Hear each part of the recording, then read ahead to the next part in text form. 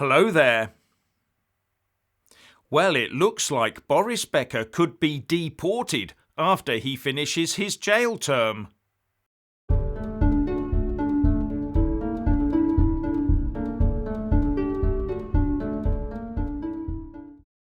The three-time Wimbledon tennis champ, Boris Becker, was jailed by Southwark Crown Court last Friday for a term of 30 months, from Centre Court to Crown Court.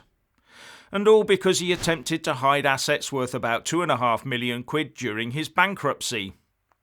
And now he's in Wandsworth Prison, just 2.5 miles from the Wimbledon Centre Court, and expected to serve at least half his sentence. But because the sentence was for over a year, and because he's not a UK citizen, he says he never got around to it, because of all that, he could be deported once he's freed from prison. And if he is deported, he'll be one of the very few. Most of the time we find hordes of lawyers and activists doing all they can to prevent it.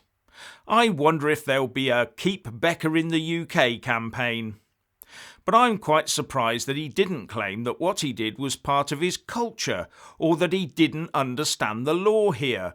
Those defences do seem to work for other arrivals into the country, don't they? Now, as I understand it, he's still married to his estranged wife, Lily. She's Dutch but lives in London and seems very upset about the situation he finds himself in, and they do have a 12-year-old son.